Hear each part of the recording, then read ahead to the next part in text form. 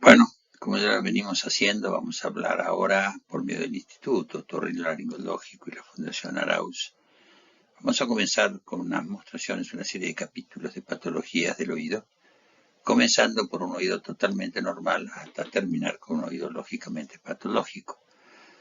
Es muy frecuente, por no decir generalmente, que las patologías del oído vengan combinadas. Por ejemplo, una perforación, una placa calcárea, y nosotros queremos separarlas. Eso es muy difícil, pero de cualquier manera, cuando nosotros estemos abocados a una patología determinada, la agregada, la simultánea, la vamos a dejar para más adelante, es decir, para el momento en el cual nos estemos refiriendo a ella en particular. Imágenes corresponde a una clase del doctor Belú, septiembre de 1940. La muestro por la facultad, la muestro por el doctor Belú y la muestro porque estaba mi padre como alumno en primer año de medicina. Eso es él. Para mí es un honor poder mostrarlo y fundamentalmente decirles que si esto del año 1940 es porque realmente lo que busca y lo que pretende siempre es tener orden. Supongamos que yo tengo un oído que operé, que tiene una patología tal o cual y que el estribo tal o cual, si todo lo que ustedes quieran. Vos lo tenés, si lo operaste seguro. ¿Dónde está? No sé, no sirve para nada. Realmente la información es fundamental, que puede ser mucha o poca, pero es preferible ninguna información antes que tener una sobreinformación desorganizada. Como comentario, en la biblioteca que lo mostré anteriormente, busqué un libro de patología de otitis media aguda. En este gráfico lo que mostramos es la evolución del oído medio en esquema de normal a patológico. Y vemos perfectamente, bueno, lo inicial, la membrana timpánica normal, y luego variables. Puede ser una infección, puede ser una hipoventilación que lleva hacia lo que sería una otitis media crónica. Luego, las situaciones puede ser una alteración del continente o una alteración del contenido.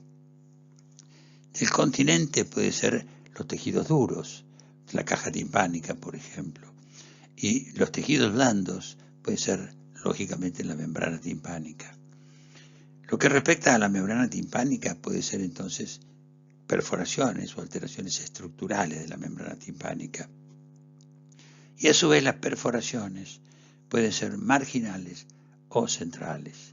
Respecto a las estructurales, bueno, placas calcáreas, neomembranas, miringitis. Y vamos ahora a las alteraciones del contenido.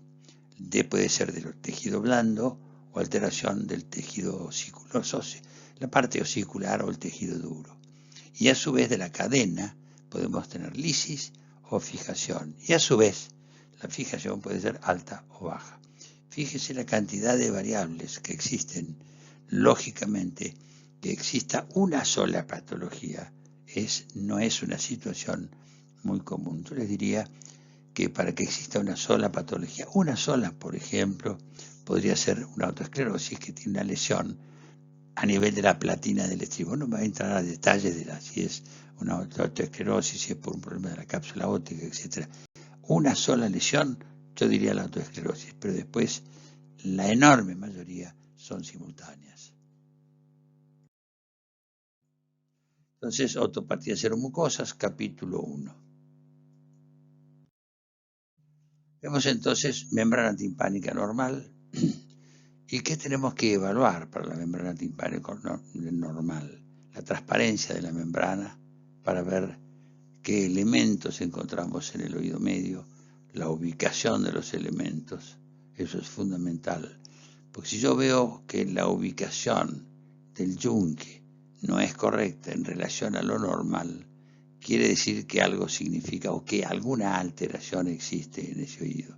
Puede ser que no sea ni una alteración o que sea una cosa de formación del oído, como por ejemplo el acercamiento de la apófisis larga del yunque al mango al martillo, o por el contrario a veces que la apófisis larga del martillo, del yunque, está muy llevada hacia posterior y inclusive a veces es ocluido, tapada por el reborde posterior superior del marco timpanal. Como agregado, eso nos sirve mucho, la visibilidad de esa estructura y la ubicación de esa estructura, por ejemplo, cuando vamos a operar una autoesclerosis y tenemos que pensar qué cantidad de marco vamos a fresar. Y lógicamente eso va a estar en relación a la incisión endopre que vamos a hacer, porque una incisión corta pues nos va a quedar poco flap para volverla a cerrar. Cuando volviendo al tema, también tenemos entonces la integridad. La integridad es clave porque marca o denota que no hay patologías activas o no hay patologías. Si las hubo, se recuperaron con cierta no con una restitución ad integrum, pero es que se recuperaron. La integridad de la membrana, insisto, también es fundamental. Y por último, la ubicación. ¿Qué relación hay en la ubicación? La ubicación marca la presión que existe dentro del oído medio y a veces, por supuesto, las fijaciones que existen en la membrana. Es decir, posteriormente a cirugías en membranas timpánicas normales, me refiero, por ejemplo, en caso de una cirugía post-cirugía de autoesclerosis, que existe una brida que la traccione, como muchas veces se ha presentado y ha sucedido. Y con respecto entonces a la generalidad, vamos a ver, membrana timpánica normal, vemos que la flecha se dirige hacia la otitis media crónica y a los laterales tenemos o la infección o la hipoventilación. La hipoventilación no solamente tiene relación con una disminución de la presión dentro de la caja o variabilidad de la presión dentro de la caja respecto a externo, sino también una posibilidad de que sea una trompa patulosa, como veremos, lo que va a alterar lógicamente la movilidad y la transmisión de la energía por la movilidad de la membrana timpánica. Entonces, empezaremos, como ya dije, por la hipoventilación. Acá tenemos toda remarcada la parte de la membrana timpánica, lo que yo decía de la transparencia, etc. Y nos vamos directamente a lo que sería la parte de hipoventilación. Para marcar la hipoventilación y decir que hay una membrana que está hipoventilada, tenemos que saber con certeza cómo es una membrana timpánica normal. Entonces, como decíamos, integridad, vemos en este marco, en esta situación o en este oído, una membrana timpánica totalmente normal. Vemos el mango del martillo, vemos el brillo de la membrana timpánica, que es clarísimo por la angulación, como nosotros miramos el oído y el ángulo que tiene la membrana timpánica. Y vemos en mayor aumento cómo está dispuesto el yunque, que está en su ubicación correcta y normal respecto al mango del martillo, y si miramos con mayor detalle, inclusive llegamos a ver lo que sería el nicho de la ventana redonda. Vamos al otro esquema. Fíjense que en este caso la apófisis larga se ve absolutamente en forma total. En este caso, por el contrario, si bien está correctamente ubicada respecto al martillo, ya la posibilidad y la situación de la apófisis larga se ve menos, es decir, el marco la cubre mayormente. Y por último vemos este otro caso, donde el mango de la apófisis larga del yunque está casi adosada a la membrana timpánica, pero todas estas membranas tienen una buena integridad, una buena transparencia, una buena ubicación, es decir, son casos de membranas timpánicas totalmente normales. Que es importante también de hablar con respecto al oído medio y relacionándolo posteriormente con las otopatías serosas. Son las estructuras internas del oído. Vamos a comenzar con las óseas y vemos acá el tabique de Körner, lo vemos claramente, y en este oído, en las dos imágenes izquierdas, no así en las imágenes derechas que apenas lo vemos, sí, pero muy superior. Con respecto a esto está a la altura de la cóclea y esto está a la altura del semicircular. Lógicamente, ¿cuál es el problema del tabique de Körner? En realidad, anatómicamente o funcionalmente, no va a generar ningún problema el tabique de Körner para el oído. Es decir, no porque tenga o lo deje de tener, el oído va a funcionar más o menos. El planteo es, por ejemplo, si nosotros no tenemos experiencia y hacemos una mastoidectomía y el tabique de Körner está, por supuesto, más externo de lo que sería la pared profunda, nosotros empezamos a fresar, vemos el plano del tabique y pensamos que estamos llegando ya hacia la parte antral y lógicamente no es la ubicación correcta. Es decir, tenemos que tener idea de que pueda existir una alteración de este tipo. Como muchas veces uno lo puede diferenciar. Cuando uno fresa, no solamente ve, sino que también oye. Y cuando la fresa toca un tabique de ese tipo y de esas características, chilla. Es decir, cuando el tabique, el ruido de la fresa no es el normal, el que estamos acostumbrados, siempre pensemos que algo puede suceder. Y lógicamente el tabique, así como de la misma forma que cuando chilla con respecto al tegmen, es decir, al techo del oído, perfectamente lo hace también en este caso. También fijémonos la diferencia en la neumatización. Fíjense que es un oído, si bien son de diferente tamaño, la neumatización de este oído es totalmente diferente a la neumatización de este oído. Muchas veces uno analiza, cuando veamos los planteos a veces que son necesarios realizar quirúrgicamente, que lo que se altera, lo que muchas veces está modificado es la mucosa del oído. Y uno piensa, dice, bueno, si yo le hago una mastoidectomía amplia, yo amplío la cavidad. No la amplío, la disminuyo. Porque lógicamente la sumatoria de las superficies de las celdillas es mucho mayor que la sumatoria de la celdilla única, por así decirlo, de lo que implicaría la parte de la mastoides. Es exactamente lo mismo que el panal de las abejas. Y entonces ahora empezamos por los tabicamientos. Estos son fundamentales para la ventilación del oído, son fundamentales para la conformación de las imágenes de la membrana timpánica en los casos de hipoventilación. ¿Cuál es el tabicamiento a mi criterio más importante? Este es el tabicamiento que está conformado por el ligamento tímpano-manular posterior que sale de la apófisis corta, el martillo, y va hacia al cuerno posterior de la escotadura, y luego el ligamento tímpano-manular anterior, y todo a su vez conformado en la parte superior por el pliegue externo, y conforma toda una cavidad, no una cavidad, sino una profundidad. Entiéndanme que la membrana flácida, como el oído trabaja una leve hipopresión respecto al exterior, no tenemos la posibilidad de verla perfecto, muchas veces está levemente profundizada. Con respecto a los otros ligamentos, el que es también muy importante a nuestro criterio es el pliegue superior. Para la división y la conformación en el caso de lesiones de colesteatoma o de invasión de colesteatoma por una retracción, muchas veces el tabique lo detiene, otras veces sobrepasa el tabique por la parte superior y se va hacia el tegmen timpani y a la cara interna del yunque. También es totalmente posible que acá tenemos otro que sería el que conforma el yunque, parte de lo que sería la membrana flácida, el sector más posterior de la membrana flácida, y luego lo que sería el pliegue lateral. Esto sería la conformación de la retracción, como muchas veces sucede, y se conforma un colesteatoma en la cara externa del yunque. Lógicamente nosotros estamos hablando de cara externa, cara interna, en casos muy incipientes, pero cuando un colesteatoma se conforma realmente y se deja evolucionar, es realmente muy complicado, muy difícil que esos tabiques puedan o tengan la capacidad de retener esa estructura.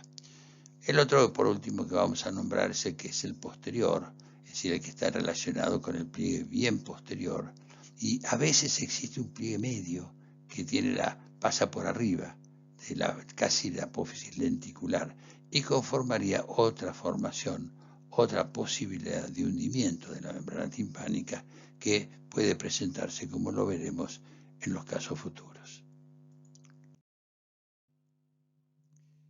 Vamos a hacer ahora un corte horizontal del oído medio y vemos a nivel del mesotímpano y vemos que vemos el estribo y vemos la pirámide del estribo. La pirámide está en la pared posterior y lógicamente conforma una división anterior, una externa y una interna.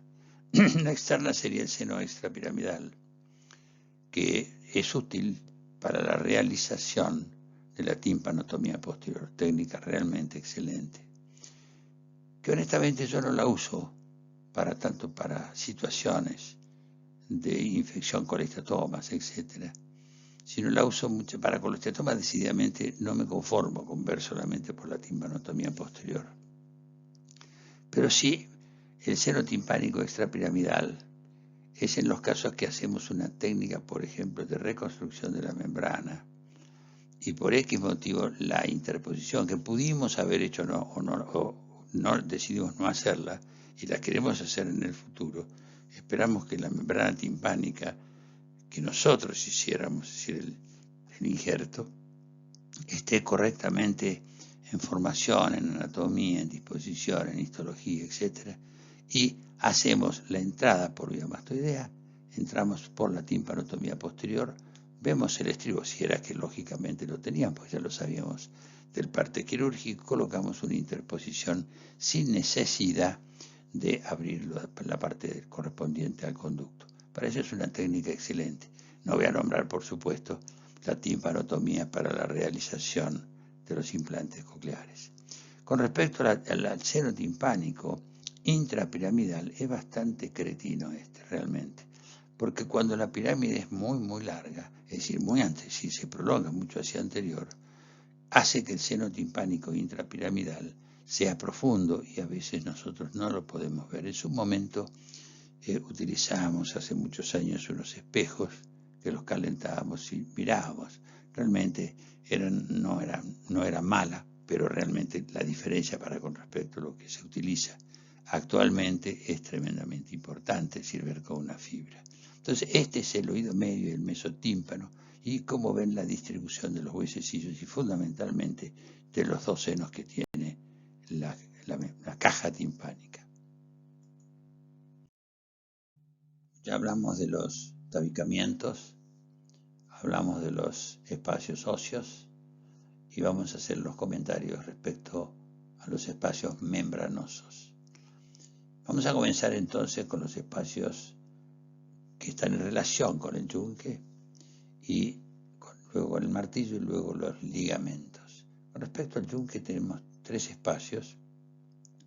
El espacio superior externo, que es cuando, por ejemplo, una bolsa de retracción se introduce por la parte postero superior del marco y se va siempre sobre la cara externa del yunque. Estos casos no son tan complicados de limpiar porque podemos acceder por varios lugares. Luego tenemos el espacio superior pero interno. Este sí es más complejo porque el espacio está por dentro del tabicamiento del yunque, que era el superior. Entonces es muy difícil que uno pueda estar totalmente convencido de la limpieza de la zona en la medida de que no extraiga el yunque o no pueda cortar o separar el cuerpo de la apófisis larga del yunque. Y por último es el espacio inferior. El espacio inferior es simplemente una retracción del marco y se encuentra por debajo, es decir, como queriéndose introducir en lo que correspondería al seno timpánico extrapiramidal. Vamos a los espacios del martillo. Tenemos el espacio supracefálico, tenemos el espacio cuadrangular. El espacio cuadrangular es el que está por delante del martillo. Fíjense, es esto. Es decir, supóngase un colestatoma de ático, yo corto la cabeza del martillo, ofrezo la parte anterior respecto del marco, la parte anterior del martillo, y me encuentro con el colestatoma anterior. Ese colestatoma, esa zona, se denomina espacio cuadrangular. El supracefálico, vuelvo a repetirlo, realmente no es tan diferente. Es honestamente para mí, es para dar clasificaciones más complejas. Para mí el espacio anterior, ocupa el espacio supracefálico y el cuadrangular. Con respecto al último sería el espacio de Prusac, el externo, que corresponde sin ningún lugar a dudas a nada menos que la retracción de la parsplasia. Debe ser de todos los espacios el que más frecuentemente nos trae problemas. Por último tenemos los ligamentos, la bolsa anterior y la bolsa posterior, que no son más que veremos claramente estas dos bolsas en ejemplos y en esquemas que realmente son muy significativos y están constituidos por los ligamentos y a su vez por los bordes de los marcos timpanales, tanto anterior como posterior. Comenzaremos ahora a mostrar bolsas de retracción en diferentes ubicaciones. La primera imagen es una tímpanoestapediopexia, es una situación excelente funcionalmente hablando, y lógicamente en la medida que no veamos que en el sector postero superior de la membrana timpánica, o sea del marco timpanal, no hay ninguna imagen de piel que se pueda ir introduciendo, es decir, que la bolsa de retracción se mantiene ahí, es un oído que no hay que tocarlo, ya que funcionalmente es perfecto. En el supuesto caso que la bolsa se metiera dentro de lo que implica la cara postero superior del marco, a veces uno puede decolar el marco haciendo una incisión endoaural, llegando a la parte del marco en relación con la curvatura que va hacia el interior, hacia la parte postero superior de caja, y fresar con una fresa diamantada sin lesionar la parte de epidermis de la bolsa de retracción. Y en ese caso, si la bolsa es poco profunda, volviendo a la situación previa de mantener la posibilidad de poder mantener eso y que esa estructura sea la que conforma el contenido y la pared externa de la membrana timpánica. Con respecto a la segunda imagen, es una imagen de dos bolsas de retracción, una realmente la primera, la anterior superior, que corresponde a la 3 y a la 1. Honestamente no la vi muchas veces, es decir, este caso fue para mí, primero se presentó como una gran supuración y una poliposis, le limpié el pólipo, lo limpiamos por aspiración simplemente y luego por medio de medicación y consultas constantes, frecuentes, le propusimos al paciente la posibilidad de limpiar esa marsupialización seccionando con una tijerilla este sector y que la cara interna de la bolsa pase a ser la cara externa de esa parte anterosuperior de la membrana. Lógicamente le explicamos los pros y los contras y dijo, no, ¿y qué pasa si no es resistente? Y mire, hay que hacer una intervención. No, mire, dejémoslo así y vamos a ver la evolución. Realmente anduvo bien, pero siempre está pretendiendo o pensando en la posibilidad de su problema supurativo. Lo que respecta a la tercera imagen, tenemos la apófisis corta del martillo y toda la bolsa superior que corresponde a la parte del ático, la bolsa de Prusak, que realmente está muy bien, es autolimpiante y no necesita hacer absolutamente nada. En lo que respecta a la imagen inferior, vemos los dos tirantes, del tirante en la pared posterior que va hacia la pared posterior, tímpano malleolar posterior, y luego al que decíamos hablamos hace un instante con respecto al medio, es decir, un tirante que va casi del ombligo, de la zona de la membrana, es decir, del extremo más distal del mango del martillo a la mitad de la pared posterior, aproximadamente a la 9, y se forma una bolsa de retracción, como vemos acá, que inclusive tiene una tímpano-yunquepexia. La última imagen es una imagen bastante extraña de ver. Yo realmente no la encontré, por eso tiene esa imagen realmente muy mala, porque es una foto muy vieja y nunca más pude encontrar un caso igual. Es una neomembrana absoluta, total, toda la membrana es una neomembrana, con una buena presión, es decir, que mantiene su buena transparencia, buena ubicación, pero por transparencia tenemos la imagen de un martillo que está cortado. Es un oído que nosotros no lo operamos, no fue operado, dice el paciente que sí supuró durante mucho tiempo y que después un día dejó de supurar y anda muy bien. Realmente es una autotratamiento que fue y resultó excelente. Esta membrana, esta perforación o esta neomembrana sería toda la bolsa de retracción que podría producirse entre el 2, 4 y 5. Esto sería toda la membrana timpánica, casi toda la pars densa, y la pars flácida, como se ve bien ubicada.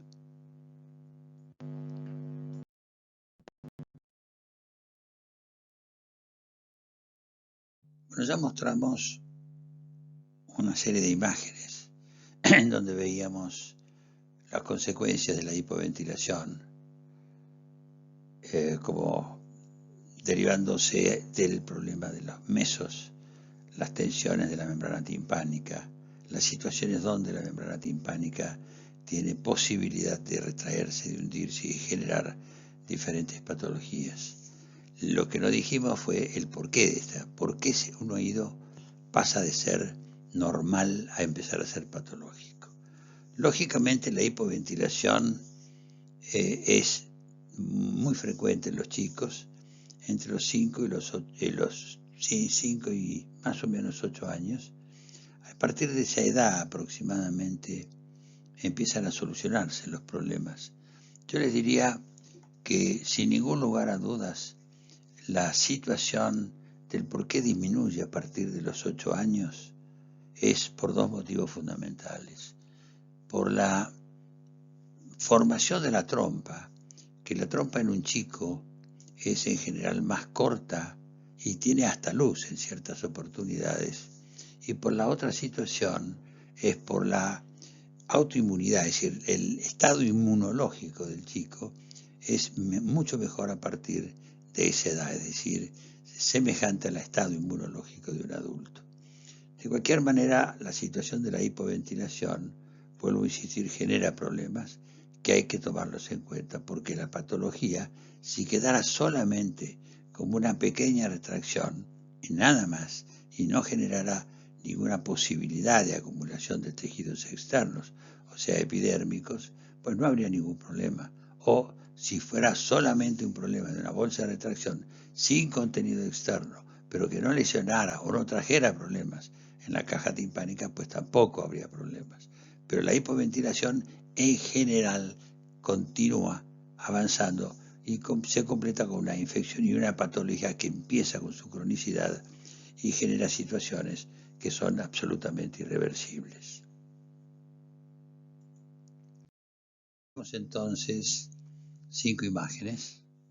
Vemos una membrana timpánica normal. Vemos una membrana timpánica que tiene una hipoventilación e infección, una otitis como la que vemos. Luego vemos una membrana timpánica bimérica más una hipoventilación que genera lo que sería una telectasia. Primero una retracción y luego una telectasia. Y por último, una otitis media aguda generada conjuntamente con la atelectasia que termina conformando en una otitis media de tipo adhesiva. Con respecto a las hipoventilaciones, hay hipoventilaciones, aunque parezcan mentiras, crónicas, que no tienen líquido. Y una posibilidad es que esa hipoventilación se genere conjuntamente con una tímpanoesclerosis. En ese caso, las placas calcáreas, sobre todo las que a mí realmente me encantan, son las placas calcáreas en U, que no van a permitir que se genere una retracción de la membrana timpánica, ni anterior, ni inferior, ni mucho menos postero superior. Realmente son oídos que se han protegido a sí mismos. Y entonces es como vemos en este caso, una hipoventilación crónica, pero que no tiene líquido. Y hablaremos entonces de la otopatía serosa. Básicamente la otopatía serosa, yo lo escribí al revés, pero bueno, es el post-infección que no ha resuelto totalmente, una postotitis media aguda no resuelta, queda un proceso inflamatorio en la mucosa con una secreción propia serosa y que en general puede ir para los dos caminos, para una resolución total o para la repetición frecuente de la otitis y como consecuencia de ello pasar a un proceso de cronicidad. Pero realmente las otopatías serosas son oídos que son anatómicamente totalmente normales. Pueden tener, sí, patologías nóticas, es cierto, trompa, patologías vasculares. Yo nunca la vi, por suerte, pero realmente está descrito en anatomía, sobre todo en los chicos, que la trompa de Eustaquio tiene como falta de la estructura de la pared externa ósea y entonces tiene un contacto muy directo con la carótida y eso puede generar un problema de patología serosa. Pero realmente, honestamente, nunca lo vi, sí lo leí. Luego tenés una patología recurrente del oído medio, como dijimos inicialmente, sí. Son personas con cierta posibilidad y facilidad de la trompa, de la rinofaringe, o por el proceso de tipo amigdalino adenoideo, que genera una obstrucción a nivel del orificio de rinofaringeo de la trompa y genera entonces como consecuencia una hipoventilación. Una de las cosas que es importante para que se pueda hacer sería, por ejemplo, un estudio y una evaluación en los chicos, independientemente de la edad y sobre todo cuando es muy repetido el proceso, por evaluar el estado de la rinofaringe. La rinofaringe es importante, pero se va a solucionar solo, porque las adenoides con el tiempo se van. Pero lo que no se va es la posibilidad, los problemas que esa misma trompa, esas adenoides, a través de la trompa generaron en el oído. Entonces son chicos que realmente tienen problemas otológicos importantes posteriores, pero no tienen una alteración rinofaringea. Entonces en esos casos hay que controlarlas, evaluarlas y tratarlas adecuadamente. Con respecto a la respuesta inmunológica celular disminuida, ya también lo nombramos, es que por eso es la frecuencia, como ya dije, mayor de los 3 a los 5 años y que a partir de los 8 años decae realmente en forma significativa. Ya veremos después los porcentajes. Bueno, vamos a hablar en esta imagen o sobre esta imagen de los tratamientos para buscar una solución a este problema otológico. Tratamiento, lógicamente, inicialmente es médico a nivel de la situación otológica, médico a través de la situación rinosinusal. ¿De qué manera? Bueno, lógicamente con una serie de medicaciones, tratamientos y limpiezas rinosinusales y rinofaringias. Y el paciente es encarrilado también para ser evaluado por el médico alergólogo y también con el inmunólogo. Si bien tienen mucha relación ambos, de cualquier manera me interesa que la situación o la información que yo pueda obtener para la continuación no solamente del tratamiento, sino de lo que pienso de la evolución, tener una información completa. ¿Cuál sería el tratamiento de tipo rinosinusal y el tratamiento otológico? Que eso es absolutamente, tiene que ser encarrilado, caminado por nosotros. Es un tratamiento como para una otitis media aguda, con una monodosis de aproximadamente 3 meses. En muchas oportunidades la solución está establecida con este simple tratamiento y no hay inconveniente, pero en la medida que el problema otológico, me refiero a la obstrucción, a la otopatía, se reitere, tenemos que repetir el tratamiento hasta un punto, no podemos estar toda la vida haciendo el tratamiento. Entonces, después de un tratamiento complejo, médico, pasaríamos a la parte quirúrgica, pero antes quiero comentarles una cosa. Mucha gente dice, bueno, yo hago el tratamiento médico. ¿Cuántos días? Y como si fuera, bueno, mira, tenés que hacer 25 días y 10 minutos. Luego pasás a un tratamiento rinosinusal con otros 3 meses. No existe el tiempo. El tiempo está dado por la observación. Es decir, en la medida que nosotros veamos un oído en el caso de un chico, cosa que muchas veces no es fácil, pero como ya el pronteo empieza, como dijéramos, entre los 5 y los 4, si alrededor de los 5 años es muy frecuente, y luego a los 8 años se empieza a ser más distanciado, tenemos posibilidad de hablar con el chico y que nos permita hacer una correcta evaluación.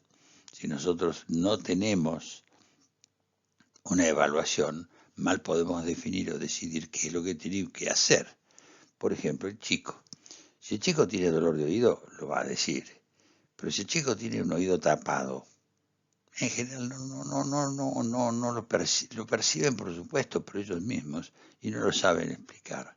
Lógicamente, por eso entonces el tratamiento, lo que les quiero decir es ver la evolución, ver los estudios, ver las imágenes. Me refiero si el chico puede hacer un planteo de un estudio audiológico o hacer una evaluación del componente no solamente nasal, sino también sinusal, es decir, cómo está la rinofaringe y cómo están los senos paranasales. Respecto a esto, y ya después lo vamos a completar con respecto a cuando hablemos del acto quirúrgico, es la parte de los oídos o la parte otológica y la otopatía están en estrecha relación con el anillo linfático de Waldeyer. El anillo linfático compone las adenoides, compone los cordones laterales y compone las amígdalas. Y después eso se los digo de esta manera para que después me comprendan en qué y de qué forma nosotros encaramos los tratamientos quirúrgicos. Respecto a los tratamientos quirúrgicos existen básicamente dos, el rinofaringio y el otológico. El rinofaringio, con respecto a las adenoides, amígdalas y la amigdalectomía y la amígdaloadenoidectomía.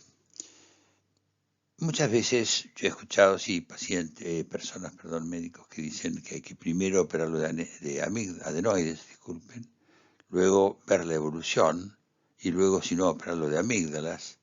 Y yo no entiendo, realmente no lo comprendo.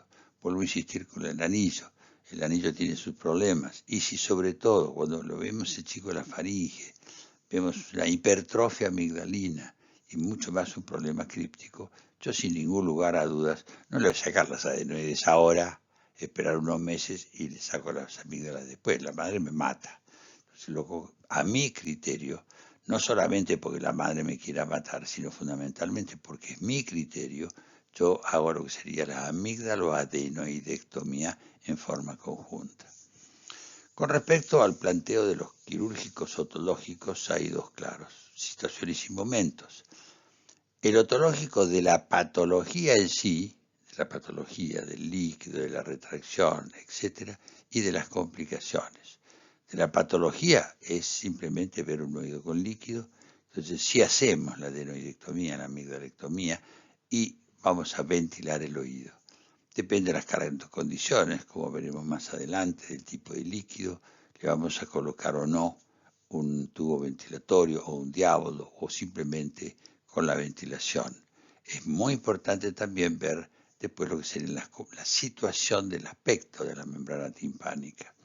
Entonces, con respecto a la evolución de este tipo de patología, también puede ser que nosotros tengamos que determinar un tratamiento quirúrgico de las complicaciones, que a su vez esas complicaciones tienen un problema otológico como ser líquido dentro de la caja y bolsa de retracción. Eso, entonces, el tratamiento quirúrgico, les repito, de la patología y de las complicaciones. El tratamiento de las complicaciones, inclusive de la patología también, lo vamos a ir viendo en el correr del curso. Acá lo que vamos a ver son otitis seromucosas que tienen diferentes características. La imagen superior izquierda, esta vemos el líquido, vemos la tensión del ligamento tímpano-malar posterior, vemos una gran burbuja anterior. Es importante cómo se ve al paciente, es decir, hay personas que evalúan microscópicamente un paciente sentados, es decir, con la cabeza erguida. En mi caso yo lo veo acostado, es decir, entonces va a ser diferente la situación de cómo podemos llegar a ver el líquido en la caja timpánica. Lógicamente me estoy refiriendo a un líquido muy fluido. Si es un líquido muy espeso, no va a tener ninguna movilidad. Este líquido es fluido y vemos la existencia de burbujas lo que hace entonces más fácil la posibilidad de que con una simple ventilación la funcionalidad y el estado de normalidad se recupere. Ya en esta otra superior derecha vemos que el líquido es mucho más, tiene mucha más densidad y hay ya una gran retracción tímpano de la mitad posterior, es decir, de la parte póstero superior y póstero inferior. Vemos inclusive el yunque, que tiene una adherencia o un contacto muy leve, pero lo tiene. Y no es candidato a una ventilación solamente, sino en el supuesto caso de ventilarlo, pues lógicamente la ventilación se haría de una forma más definitiva, es decir, colocaríamos un tubo ventilatorio o un diávodo. En el caso de la inferior, vemos la formación del líquido. Todo esto es en la membrana timpánica, lógico, y todo esto está lleno de aire, pero tiene en la parte inferior un líquido que tiene esta conformación por la misma adherencia entre la membrana timpánica, es decir, el líquido se acumula, lógico, entre la membrana y la cara promontorial. Y esta formación marca la densidad que tiene el líquido. Esta otra última otoscopía, ya vemos que el líquido no solamente se acumula, sino que además tiene un color más amarillento, y eso tiene mucho que ver con los cristales de colesterol que se acumulan también conjuntamente. Ya veremos un oído que era absolutamente lleno, completo de este tipo de situación o de líquido colesterológico que realmente hizo muy difícil el tratamiento y muy largo sobre todo. Si nosotros tenemos entonces una hipoventilación importante, prolongada, como vemos en este caso, vemos que existe inclusive ya el líquido, por supuesto, la hipoventilación, por supuesto, y que vemos además, vemos los ligamentos y vemos ya una lesión de tipo hemática, es decir, eso marca ya una mayor tiempo de problema, mayor tiempo de inconveniente y de estar ese oído alterado. Y además vemos otra cosa que es muy clara, que es exactamente por la hipoventilación, por el líquido y por la irritación de ese líquido, del conjunto de problemas en lo que sería el músculo del martillo, vamos a ver lo que sería una contractura del músculo del martillo y la aparición entonces del hundimiento del mango del martillo, y vamos a ver qué es lo que sucede. Que es por la hipoventilación, habíamos dicho líquido, una miositis grado 1 y lesiones hemorrágicas. Son las cosas que nosotros, es la evolución inicial de toda esta patología. Vuelvo a repetir que es difícil que un chico diga que se siente con el oído tapado. Es decir, a veces reaccionan los chicos de una manera muy significativa. Yo recuerdo el caso de dos chicos, uno de ellos le dice a la madre y le preguntó si ella era zurda o derecha para oír. Claro, él escribía con la mano derecha y quería saber si que él oía con la derecha, con qué oído oía la madre. Y otro, que fue en un juego que era el juego del teléfono, me dice, no, yo no me hablé de este lado, pues yo lo oigo de este lado. Y realmente son situaciones que uno puede descubrir en un interrogatorio del chico o de la madre o de los padres para determinar qué es lo que ese chico tiene y cuándo apareció el problema. Porque muchas veces no es solamente qué es lo que tiene, sino cuándo comenzó y el tipo de evolución que tuvo. En este caso ya vemos una hipoventilación, pero vemos una miositis grado 2, es decir, que ya el martillo está totalmente en contacto con el promontorio, el mango del martillo, y por supuesto las bolsas de retracción son más evidentes. Este oído que vemos acá, si bien tiene la contractura, esa contractura fue anterior.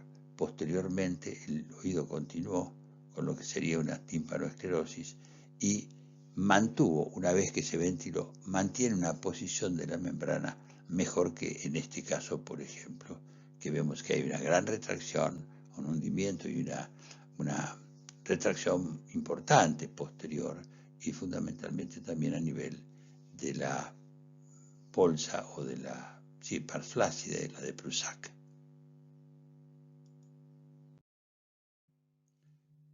Seguimos entonces con la evolución, vemos un líquido cero hemático, es una extravasación, y son diferentes situaciones. Fíjense que estos dos oídos están absolutamente repletos de un líquido cero hemático, lo ven perfectamente, y en este caso el líquido cero hemático se empezó a ir y ya tiene una burbuja posterior que lo hace realmente más fácil de tratamiento. Pero estos oídos, si evidentemente no le hacen lo limpian, le sacan el líquido y no lo ventilan, ese oído tiene mucha chance de evolucionar a una situación crónica. Si bien esto es crónico, me refiero crónico, pero crónico con seriedad, es decir, crónico con alteraciones estructurales importantes a nivel de la caja, a nivel de la membrana timpánica, a nivel de los huesecillos, etc.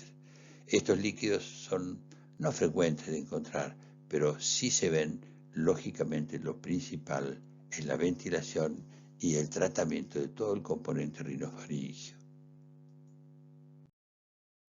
Acá lo que vamos a ver en la imagen izquierda es una otopatía serosa, una burbuja anterior superior y un granuloma posterior y superior.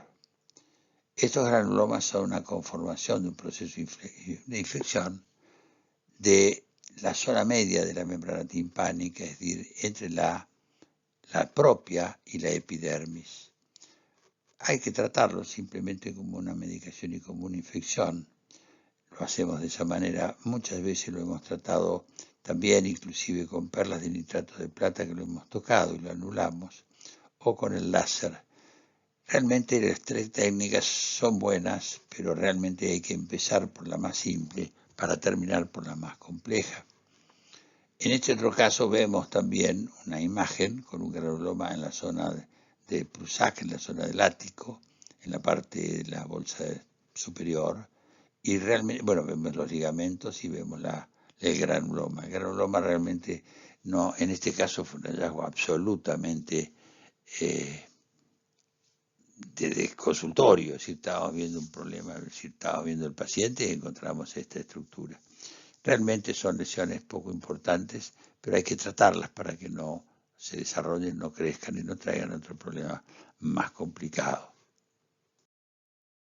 Bueno, vamos a ver entonces en estos casos de la acumulación de líquidos dentro del oído, esta situación que es el líquido cefalorraquídeo.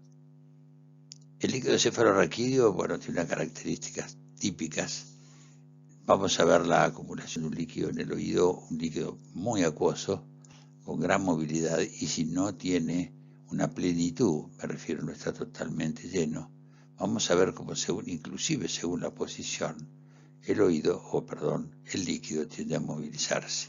Es totalmente verdad que a medida que el líquido ha sido mucho tiempo que está dentro de la caja timpánica, genera un proceso inflamatorio a nivel de la mucosa y eso va a ir modificando el líquido, pero de cualquier manera es importante determinarlo.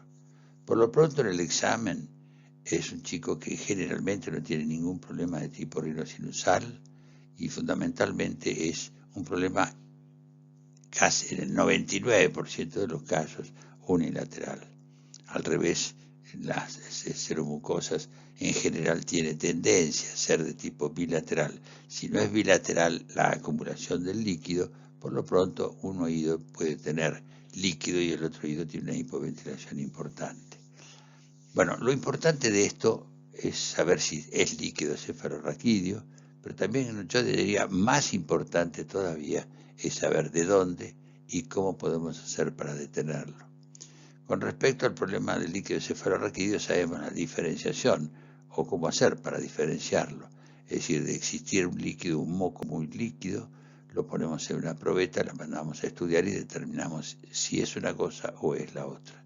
Con respecto a a las pruebas para determinar si es cualquier prueba que genere un aumento de la presión intracraniana, desde un Valsalva a la posición en la camilla, es decir, colgando la cabeza hacia abajo, va a tener unas modificaciones y se puede llegar a ver una variación en lo que sería la otoscopía.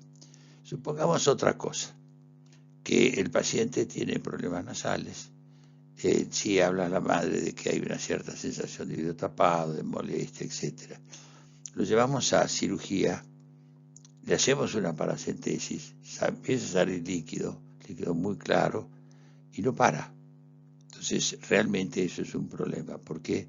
Porque estamos poniendo en comunicación la parte externa, llamarlo si queréis la parte epidérmica e infección, con la posibilidad de una comunicación endocraniana. Realmente el planteo es complicado, no es que sea muy complicado tratar de detenerlo, pero sí es importante tratar de hacerlo. Lo primero que haremos es hacer primero, en general, hacemos una paracentesis, no le colocamos un tubo ventilatorio, por supuesto, en este caso. Pero para parar el drenaje del líquido cefalorraquídeo, podemos tener los tubos que tienen tapa, pero realmente no, a mí personalmente, las 2 veces que lo he colocado, no me dio resultado. En segunda opción es la colocación de sangre dentro del oído, es decir, llenar la caja timpánica de sangre y llenar el conducto de sangre, porque el conducto no le va a hacer nada, simplemente nos va a demostrar a nosotros cuando existe el proceso de coagulación y realmente si está coagulada la parte externa, inclusive suponemos que la parte interna también. Con respecto a la aparición entonces del coágulo, puede ser también que el hecho de la fístula genere que a través de los bordes del mismo coágulo siga perdiendo. Y la otra opción es ponerle el Tissucol, que es, bueno, todo el mundo lo conoce, es realmente efectivo y es lo que a nuestro criterio nos ha dado mejor resultado. Pero quédese con esto de la fístula, que es importante evaluar y diagnosticarla, pero fundamentalmente determinar de dónde. Eso es clave. Acá vamos a ver la colocación de un tubo. Lo colocamos en forma directa o invertida según la duración que pretendamos. Vemos una membrana timpánica muy laxa y que el líquido, bueno, ponemos el tubo y fíjense cómo ponemos el tubo, pero al revés, es decir, con las patas largas para afuera, de forma tal de que dure menos. Si por el contrario, como vemos ahora, el líquido es más espeso, lo que hacemos es lo colocamos normalmente, es decir, colocamos con las patas largas para adentro para que el líquido dure más tiempo. Vemos cómo hacemos, colocamos primero una pata con la misma pinza y luego con una punta la empujamos y entramos o introducimos la segunda pata del tubo.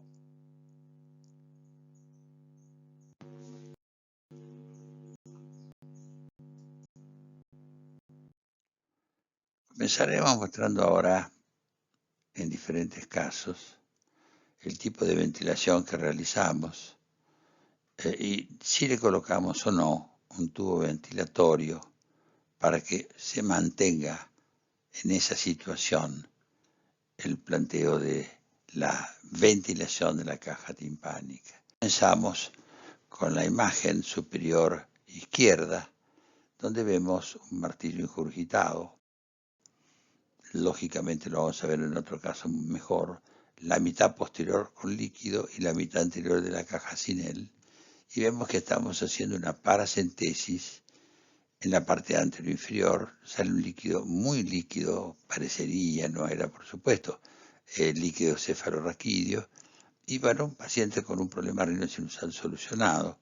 Le quedó líquido dentro del oído, le molestaba por el movimiento y el burbujeo, de manera tal que colocarle o hacerle, una paracentesis y ventilarlo el oído de que funcione correctamente. Ya en este caso superior derecho es totalmente diferente, vemos el líquido a través de, Y fíjense que ni bien hacemos la paracentesis, el líquido sale de un color totalmente diferente, es un color químicamente diferente, y le estamos aspirando, siempre por supuesto, o tratamos de hacerla siempre en la parte antero inferior.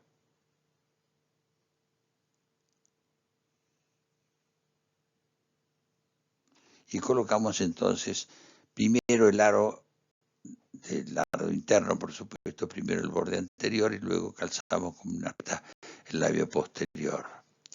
Eso ya la imagen es diferente, la membrana timpánica es diferente, la membrana tiene una coloración diferente.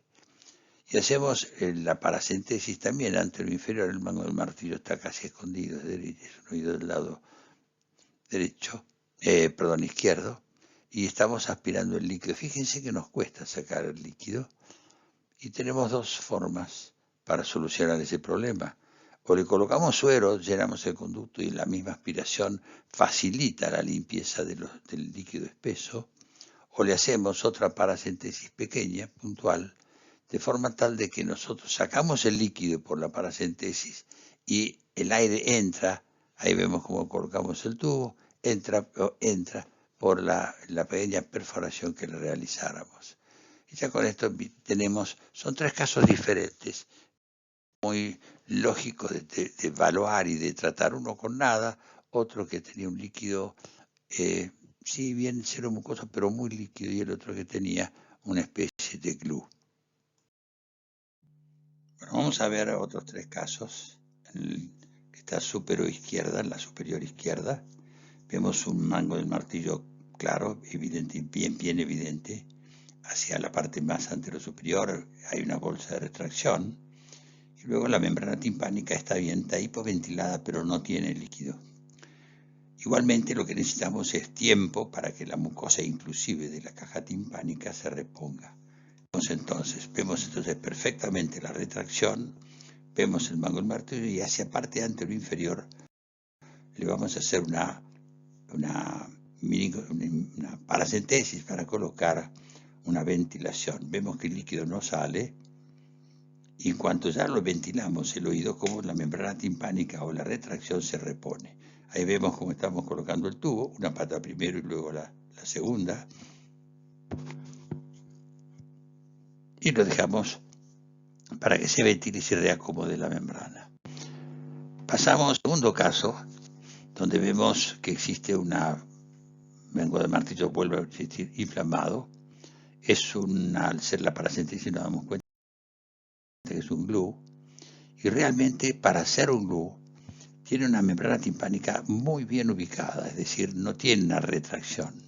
Eso es sin ningún lugar a dudas causado gracias a que esa membrana timpánica también tiene una tímpanoesclerosis, lo cual mantiene la ubicación. Ahora bien, fíjese el líquido cómo cuesta sacarlo. A veces lo podemos sacar simplemente como lo vamos a hacer en este caso, y en otras circunstancias tenemos que colocarle suero para que aspire en forma conjunta y el tubito no se nos tape, o directamente le hacemos otra paracentesis de forma tal de que por una de ellas entra aire y por el otro lado sacamos el líquido. Ahí vemos cómo cuesta sacarlo. Y ahí está limpio el oído.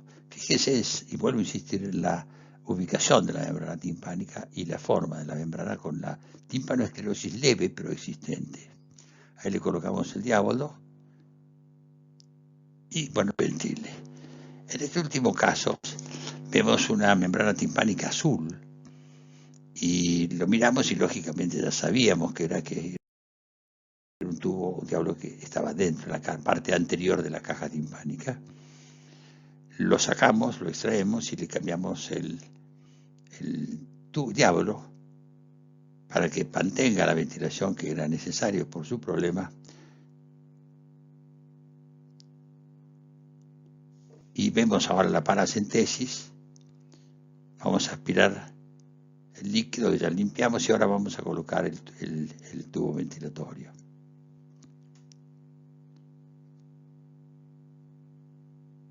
Como siempre, luego primero una pata, luego la otra. Yo habitualmente no hay gente que lo coloca todo de forma, lo agarra de la parte de donde se puede aspirar y lo empuja con una pinza. Yo honestamente prefiero hacer una pata primero y la otra después, para evitar que la posibilidad que se desgarre la membrana timpánica.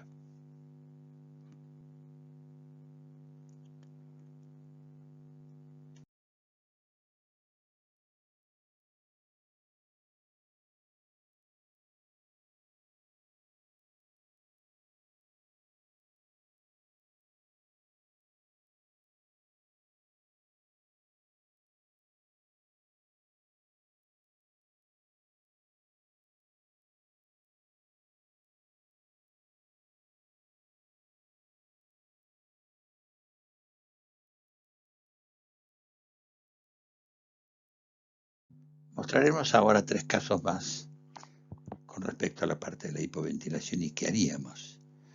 En el superior izquierdo vemos que existe una tímpano-yunquepexia y la membrana timpánica retraída en forma crónica, por ese mismo motivo tiene la yunque-timpanopexia, y se trata de un paciente valsalvista.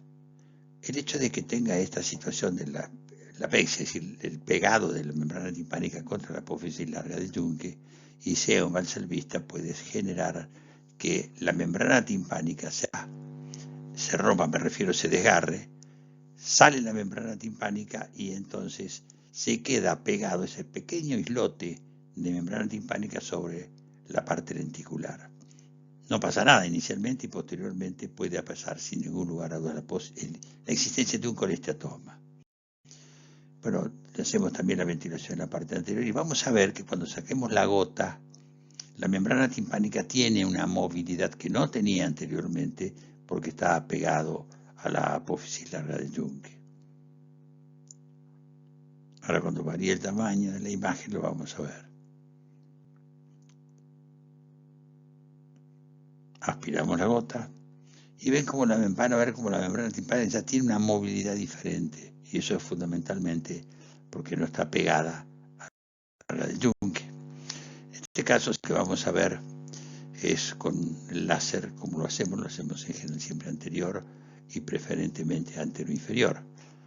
Hacerlo con láser es sumamente simple, fácil, pero hay que tener criterio de lo que uno está y saber positivamente lo que está viendo es líquido, es decir, el hecho de que existan ciertas cosas, ciertas estructuras y fundamentalmente vasculares dentro de la caja timpánica, y tocarlo con el láser y que podamos lesionar alguna estructura, que formaciones patológicas acumuladas en el sector fundamentalmente posterior de la membrana timpánica, podamos tener un disgusto.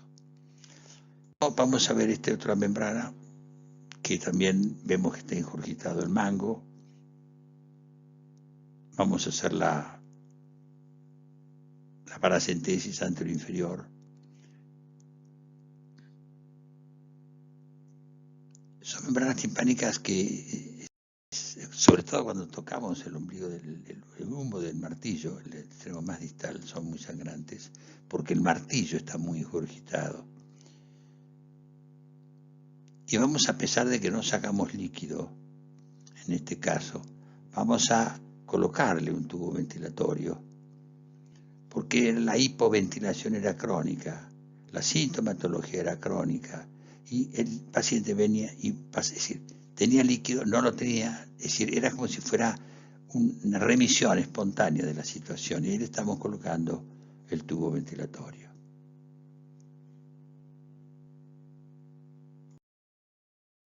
Mostraremos ahora, los 3 tipos de tubo, el tubo de tipo ventilatorio, el tubo largo, que lo colocamos también acá, está marcado bien anterior inferior, el tubo más corto, pero no solamente más corto, sino de diferente conformación, pero en este caso el tubo no tiene el alambre y es posible que tengamos como complicación la introducción de ese tubo dentro de la caja. Y por último, un tubo de niños, es un tubo chiquito, muy, muy chico, realmente no me significa ni me sirve, pienso, absolutamente para nada, porque el tubo de niños o la membrana timpánica de un niño es muy parecida a la del adulto, simplemente varía en la inclinación, es decir, el adulto se va haciendo más perpendicular. Y el líquido que tiene un chico en el oído es un líquido también que puede ser sumamente espeso, y con esa pequeña luz que tiene este tubo ventilatorio diábodo, realmente a veces no nos es suficiente. Para colocar el tubo, realmente lo que es importante es colocar un tubo que permita y dé la capacidad de una buena ventilación. Veremos ahora lo que nos pasó con este oído. Esta situación me pasó no muchas veces realmente.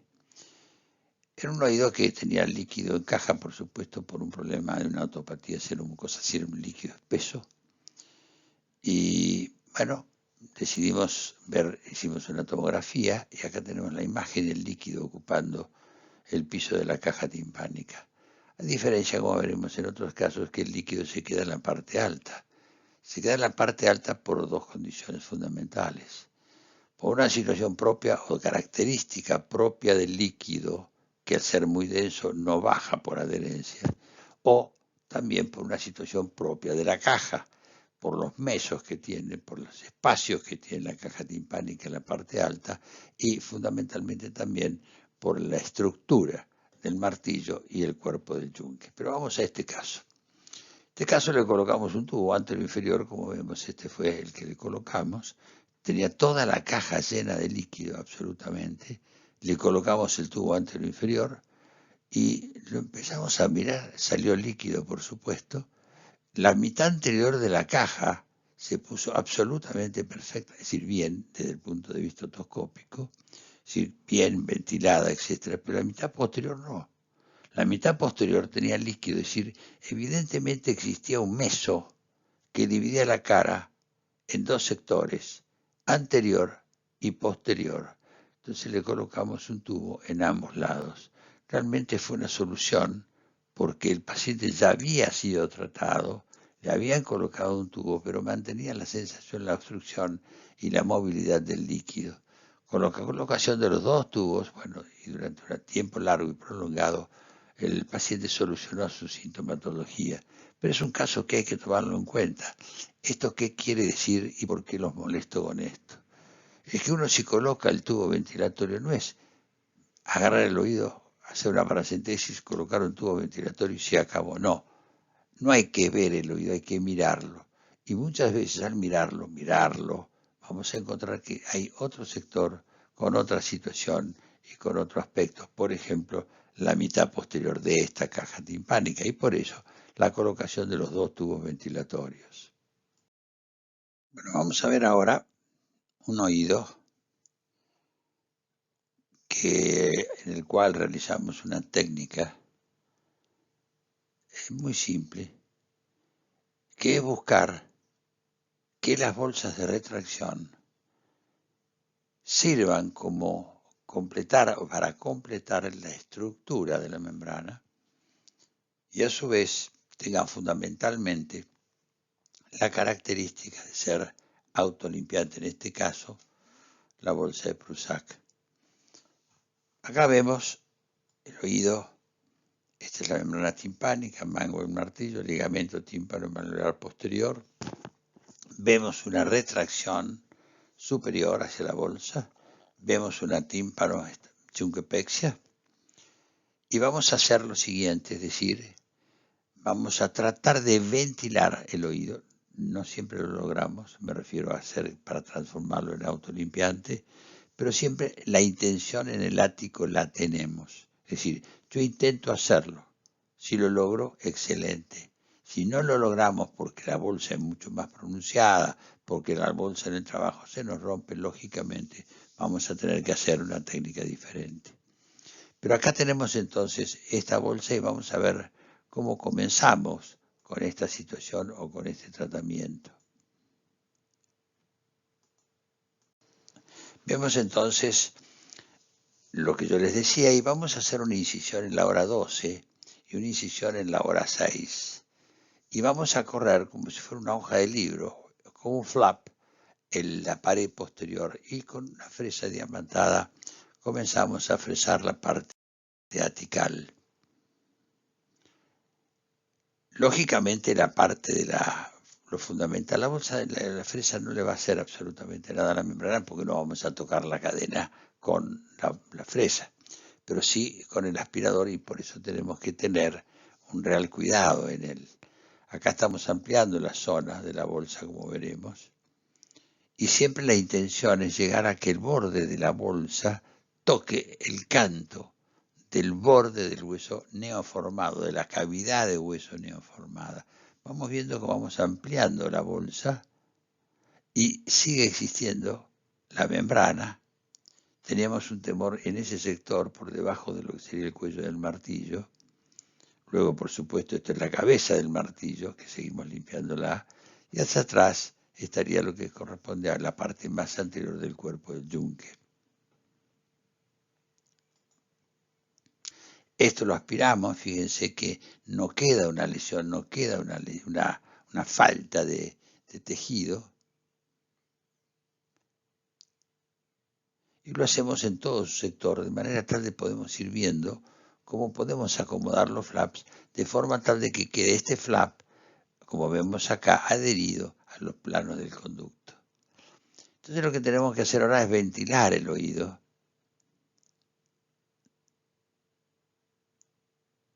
Y lo hacemos con una paracentesis anteroinferior. Sacamos el líquido y colocamos un tubo ventilatorio. Esta es muy buena evolución, muy buena situación, muy buen tratamiento, poco agresivo. Pero en los casos donde la bolsa no la podemos alcanzar, no nos queda otra manera que ir de atrás para adelante, como también lo hemos hecho y lo vamos a mostrar.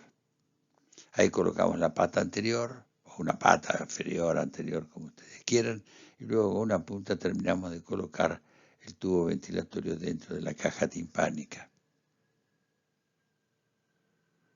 Tiene un postquirúrgico inmediato, ya realmente una vez que se cicatrice vemos toda la zona de la parte del ático perfecta, vemos el tubo por transparencia y ahí recolocamos la piel del conducto auditivo externo.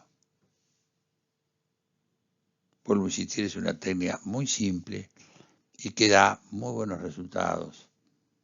Pero la clave de todo esto es que buscamos al fresar hacer autolimpiante esa situación de ese espacio o bolsa de Prozac. Bueno, ya mostramos con anterioridad el tratamiento a nivel de la parte atical para hacer que la bolsa de Prozac sea autolimpiante. En este caso, lo que vamos a hacer es lo que se llama una fascia en pantalón. Nosotros decolamos el conducto, decolamos la parte superior y fresamos la parte del ático, y después agarramos una fascia y le hacemos como dos patas, es decir, tenemos una especie de estampilla amplia que va a cubrir el ático, y luego las dos patas de la fascia. Una de las patas va hacia la parte anterior del martillo y por debajo de la membrana timpánica, y otra de las patas, la segunda, va por posterior al martillo y también, lógicamente, por debajo de la mecánica. Acá estamos viendo la situación. Vemos el martillo, vemos la zona de la profundidad de la bolsa y vamos a decolarla tratando de evitar justamente la ruptura de esa fascia, del fondo del conducto. Y vamos a levantar la fascia como lo estamos haciendo ahora. Y con una fresa diamantada vamos a comer la pared superior y posterior para identificar perfectamente el ático y que la zona que estamos fresando, esté dividida por el cuello del martillo. Ahí fresamos ante lo superior y ya estamos viendo la hendidura posterior al martillo. Y ahora decolamos el conducto auditivo externo anterior y superior para hacer la comunicación o la entrada hacia la parte anterior, como estamos viendo acá. Esto es la parte anterior y esta es la parte posterior. Eso lo hacemos con cuidado para poder rebatirlo. Acá vemos perfectamente el martillo con las dos entradas y la fascia con las dos patas. Hacemos la colocación de la primera pata, la parte anterior, y luego vamos a ubicar la posterior. Muchas veces por la antrotomía y aticotomía leve que hicimos, pasamos botanes para que la parte posterior se mantenga, la fascia del pantalón se mantenga adosada al resto de la membrana timpánica. Es una técnica muy útil, muy buena y nos da una gran tranquilidad de que no hay posibilidad de invasión. Luego, bueno, reponemos las paredes y, bueno, suturamos. Vemos cómo queda la parte atical, queda realmente completa, móvil, perfecta, y no hay ningún inconveniente. Ahí vemos el espacio y vemos el resto de la membrana timpánica.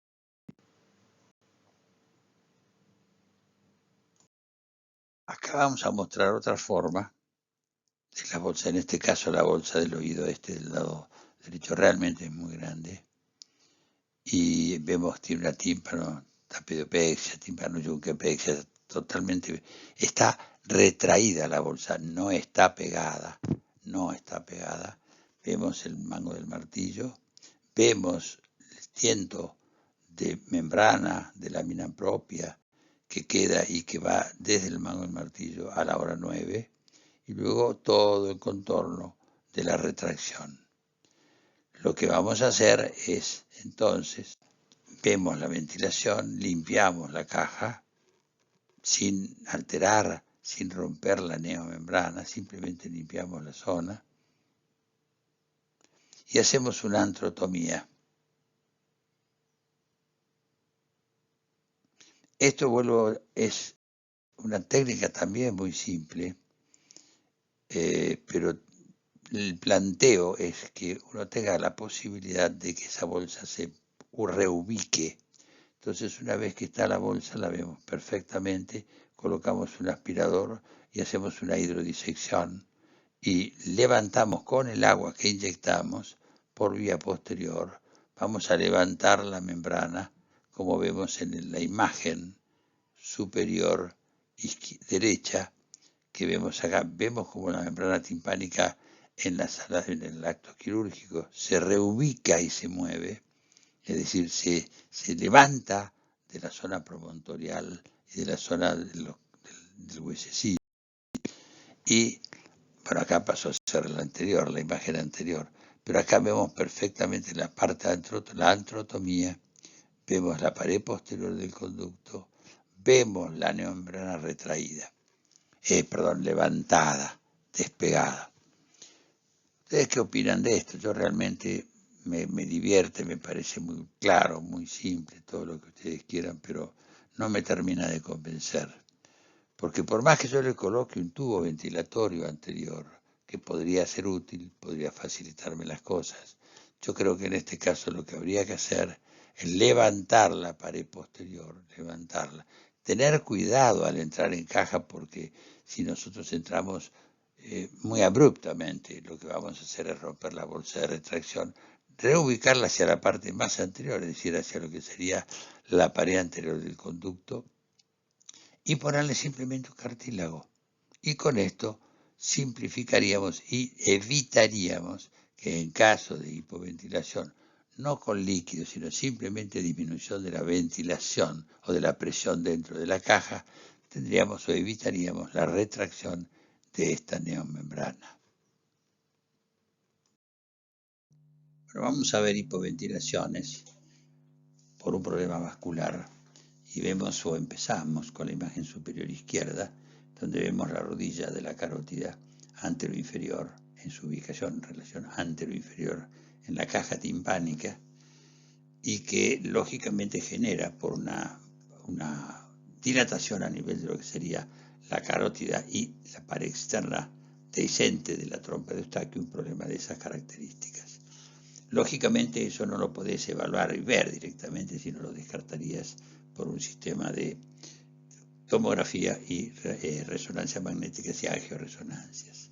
Con respecto a las imágenes derechas, tenemos en la superior un glomus que tiene una caja timpánica hipoventilada, pero que no está infectada. Por el contrario, la inferior vemos la misma paciente con otitis media aguda y vemos el glomus perfectamente ubicado.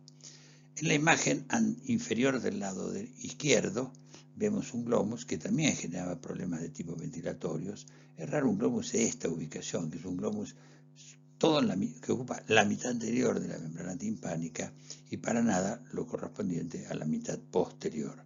Esta sí que generaba problemas de tipo ventilatorios. De cualquier manera son imágenes o situaciones, diría, muy raras de ver, pero de cualquier manera son fáciles de ver y evaluar en la medida que uno hace una correcta otoscopía y pide los estudios de acuerdo a lo que uno va viendo. Estos dos pacientes realmente vinieron por el mismo motivo, por dos situaciones totalmente diferentes. Pacientes que hacían problemas ópticos con frecuencia y son esos fanáticos de la limpieza y se limpian con algodón. Yo no entiendo realmente cómo lo lograban hacer y se agravan.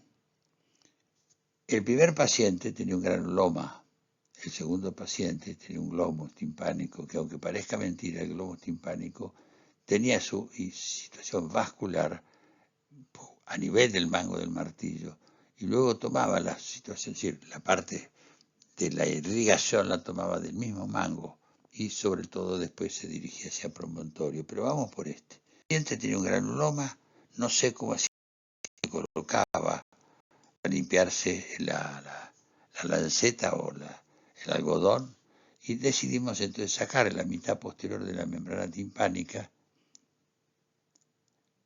Vemos cómo eliminamos el granuloma. Lo podemos hacer de varias formas, eliminando completamente la membrana, lo cual es la técnica más definitiva, o también con el láser quemándolo al granuloma. Ahí vemos cómo eliminamos con una punta la zona donde se une el granuloma al mango del martillo y a la pared de la hora más o menos 6. Y vemos con un sacabocado cómo lo estamos eliminando. Queda, por supuesto, la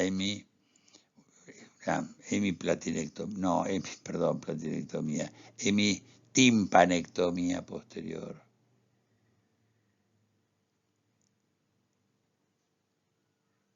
Bueno, lógicamente luego le vamos a colocar un injerto, ¿no? para cerrar, por supuesto, la estructura.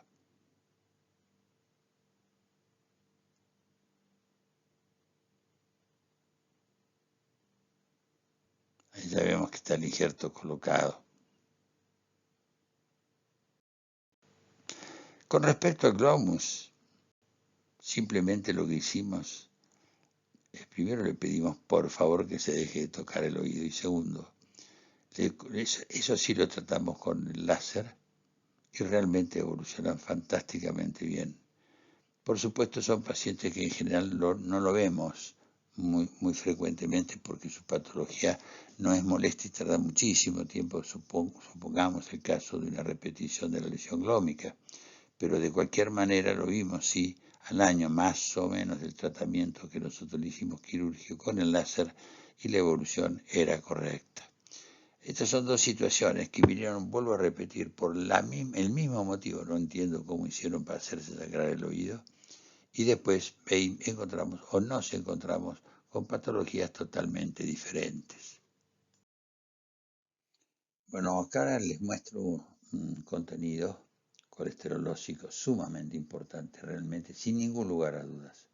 Fue el oído y la obstrucción del oído por ese tipo de problemas más importante que yo vi. Es un oído del lado derecho que no tiene líquido, tiene una pasta dentro del oído con un cristal de colesterol que realmente era insolucionable. Le ventilé el oído varias veces, le propuse varios tratamientos y por supuesto solamente quería la parte de la ventilación, lógico, porque yo le ventilaba el oído en un minuto, la señora se iba con el oído ventilado, oía perfecto, no tenía problemas, pero evidentemente no la curaba, así no iba a evolucionar. Entonces realmente lo que le propusimos era algo que no quería, pero que insistimos y lo logramos, es la mastoidectomía, es decir, limpiar totalmente el oído. Limpiar el oído en estos casos implica limpiar el oído de ser una mastoidectomía total, es decir, ir desde la punta de la mastoides y sobre todo con el torus digástrico, y no dejar en la parte anterointerna del torus digástrico ningún tipo de tejido, porque si lo dejamos ese tejido va a volver a poner o retornar todo el problema de la obstrucción en el mastoides y también por supuesto en caja. Así que la mejor forma realmente es de ventilarlo y ventilar absolutamente toda la mastoides de manera tal de que el oído pueda tener la posibilidad de una ventilación correcta. De cualquier manera, yo se lo hice, la vi una vez o dos veces y después la señora por suerte se mudó y de casa, no vivía más en el cuarto piso y nos quedamos tranquilos todos. Vamos a ver un tratamiento quirúrgico en aquellos casos severos y repetitivos. Sería una automastoitis crónica, tímpano cerrado. Y vamos a ver entonces cómo es el tratamiento en sí. Hacemos una paracentesis, sacamos el líquido, vemos las burbujas, colocamos un tubo,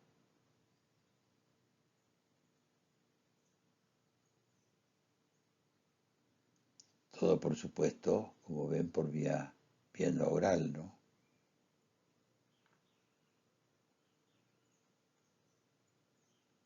En general, como ven acá y en todos los que vimos, es sangrante la zona a nivel del contacto con el martillo, por el hecho de la gran vascularización que tiene por la misma patología.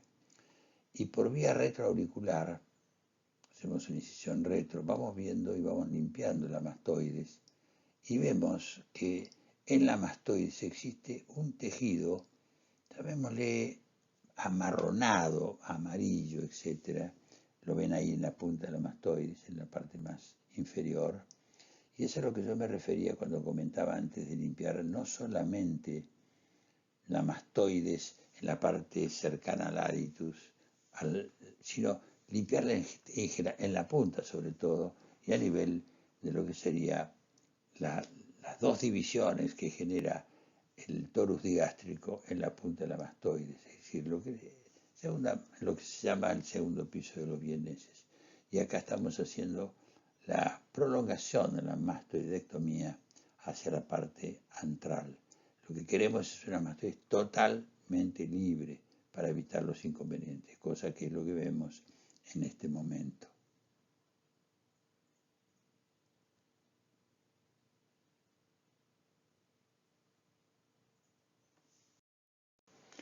Ahora el oído está perfecto, está libre, y lógicamente fíjense que tenemos acá la antroático-mastoidectomía, no, la antromastoidectomía diría yo, y apenas entramos a la parte más posterior del ático. Y por conducto, fíjense que no está decolado el conducto auditivo externo membranoso posterior, la pared posterior, sino que lo hicimos, como viéramos antes, por el conducto. Con respecto a la incidencia de esta patología, vuelvo a repetir, como ya lo dije un montón de veces, es más frecuente entre los 3 y los 5 años y luego a partir de los 8 tiende a desaparecer, pero no todos los procesos son exactamente iguales. Más o menos yo les diría que los procesos agudos aparecen en el 40% de los pacientes en algún momento determinado de su vida, a esa edad que decimos, y los procesos prolongados son el 30%, con una evolución a la cronicidad de aparentemente más o menos un 10%. Pero hay una regla que no está escrita, es más de percepción y de ver pacientes, que la mitad de la gente aproximadamente, de los chicos, perdón, tienen un inconveniente de estas características. con la situación de que es llevado al médico o no. Pero muchas veces uno se da cuenta de chicos, por ejemplo, cuando uno está rodeado de chicos, tanto nietos y amigos de nietos, que tienen problemas otológicos. Bueno, de esos chicos que tienen una otopatía, el 50% la van a repetir por segunda vez. De ese 50, la otra mitad la va a repetir si pasa a ser aproximadamente un 25% y así sucesivamente hasta que llegan a la cronicidad en más o menos un 6.5%. Esto es parte de visualizar, parte de la expertise, pero fundamentalmente es parte también de lo leído, es decir, qué cantidad de pacientes tienen este tipo de problemas. Pero es un inconveniente que hay que ver, que hay que controlar y fundamentalmente evitar que esa patología continúe y le genere procesos que luego le van a traer inconvenientes muy serios y necesidades quirúrgicas importantes. Bueno, la posible evolución de estas situaciones ante la repetición y posteriormente una complicación. Nosotros tenemos que figurarnos en dos casos, la membrana timpánica y la caja timpánica. Lógicamente, ¿qué puede ser la membrana timpánica? Una membrana bimérica con las bolsas de retracción, perforaciones, lógicamente, por lesión propia de la membrana timpánica, o una meningoesclerosis, es decir, las tres patologías que pueda tener, e inclusive es también posible la aparición de una meningitis. Con respecto a la caja timpánica, podemos tener dos casos claros, la tímpanoesclerosis, que en general es muy frecuente en este tipo de patologías cuando son muy continuas, y la metaplasia de la mucosa. En realidad la metaplasia de la mucosa es lógico y es la mucosa, en la medida de su irritación en forma constante, puede llevar hacia un epitelio de tipo epidérmico. Y también es cierto que lógicamente eso que va a conformar la posibilidad de un colestatoma. Ahora, también el hecho de que haya una retracción de la membrana timpánica y una bolsa de retracción, un hundimiento, y una adherencia, una adhesiva, lógicamente va a conformar muy probablemente un colestatoma. Ahora, ¿cómo diablos hacemos nosotros para diferenciar? Por ejemplo, si ese colestatoma que ocupa toda la caja en este momento es culpa de la metaplasia o culpa de las bolsas de retracción. De cualquier manera, son situaciones que hay que controlar, pensar que pueden pasar y tratar al paciente previamente para evitar ese tipo de complicaciones. Bueno, vamos a ver ahora, continuando con lo anterior, con la evolución y a qué llevan las otopatías frecuentes y los diferentes tipos de otopatías. Una otitis media aguda puede supurar y va a llevar a una restitución total y perfecta. La otitis media aguda es algo muy frecuente, sobre todo en aquellos chicos que tienen actividades acuáticas. Realmente es muy frecuente por el proceso nasal que repercute indirectamente o directamente en el oído. Ver un oído, una otitis media aguda con supuración, realmente actualmente no es tan frecuente.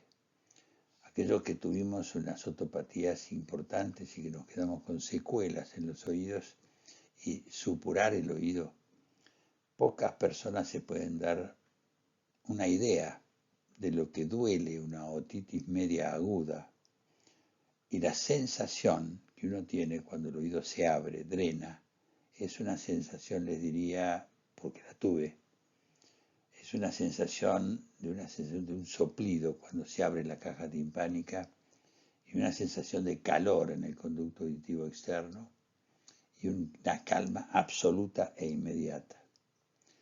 Cuando tenemos una otitis media serosa, puede tener una resolución, entonces queda una integridad, alteraciones a veces muy leves, pero tan leves que no generan ninguna alteración funcional.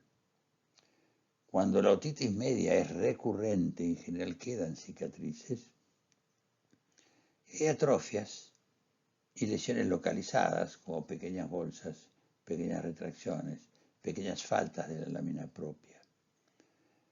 ¿Cuál es la consecuencia de las retracciones? Más que consecuencia, yo le diría ubicación de las retracciones. En la parte tensa, en la parte flácida.